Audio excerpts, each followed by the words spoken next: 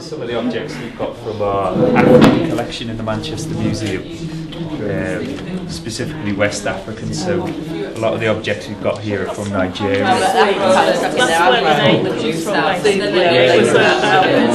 That's why I wanted to get it out, because it just looks like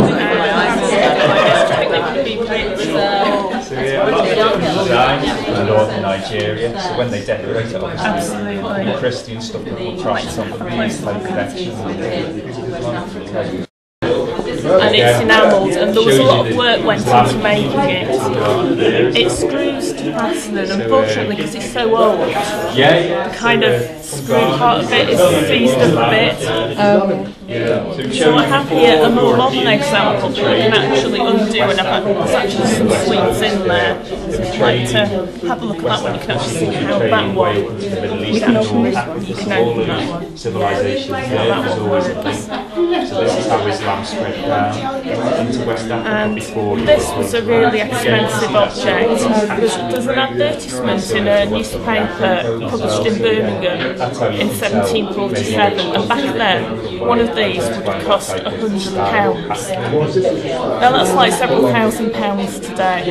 And to give you an idea of how it compares to prices at the time, the miner who dug up the copper to make that bonbonniere in Staffordshire, he would have earned about 2p a day from mining. You feel that, how heavy it is. And what they started doing, they started making these in Europe, bring them out to Africa to trade. like before it's processed and So these were made in places like So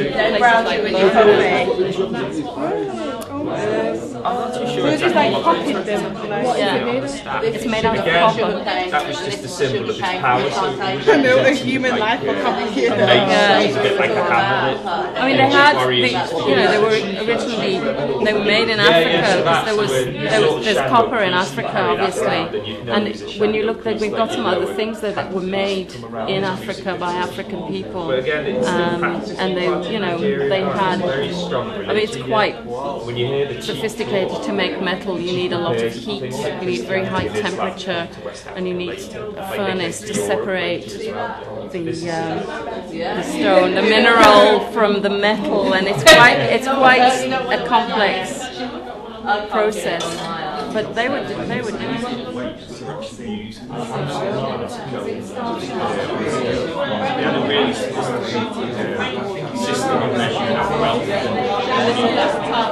Yeah, that would be cool, because there's some things in here that I didn't know, like the Royal Exchange thing, what it used to be in Manchester. Didn't know that. Yeah.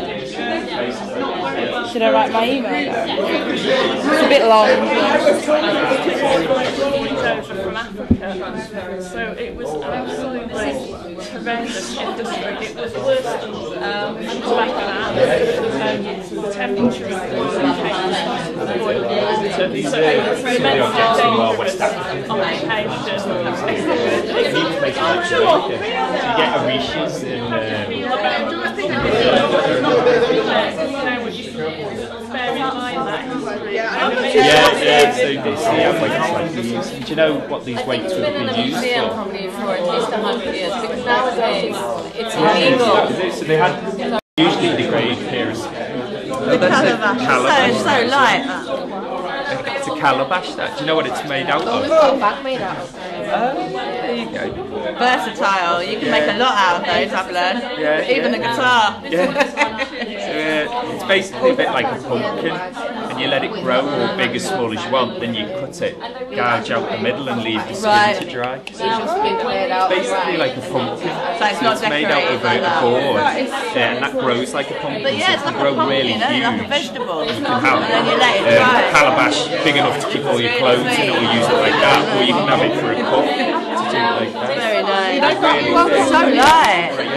It's there in places like Ghana and Nigeria before Europeans arrived. Like This is bronze from Benin. And you heard of the Benin bronze? yeah, not they quite wanted as old all as the Europeans and they saw some of that's the where they famous first ones. went there. But it's then still when they bronze from started Benin, it's just a bit more colonize modern. the Americas So and the that's where it's Caribbean and from. set up plantations, science and engineering. That's an elephant tusk. They made it. it's actually a very young elephant. It's an African elephant. And the main reason that the Europeans first came into Africa, one of the main reasons was for ivory, because they wanted to decorate furniture and stuff with ivory. It was very sought after. And this is a tusk from quite a young elephant, because a tusk from an adult elephant would be kind of this long. And you can you see there's a change in colour here? Yeah. And if you feel it, you feel that this is much smoother here than it is here. So this is the bit that was showing, and all of this bit would have been inside the elephant's jaw, a bit like your teeth, where you've got the root and parts that's in your jaw, and only part of it is you can see. And that's what you have outside. But you wouldn't be able to get this now, not legally, because of course it's illegal now to get ivory because it involves killing the elephant. And this is quite heavy as well, heavier than you would think. It's hollow. I did that. Yeah, well, it's hollow. It's hollow part way in. And only the tip really is solid. So would they just use the tip, right? In making all these, all of Yes. Well, you couldn't really use these areas up here because it's too thin. The walls are too thin.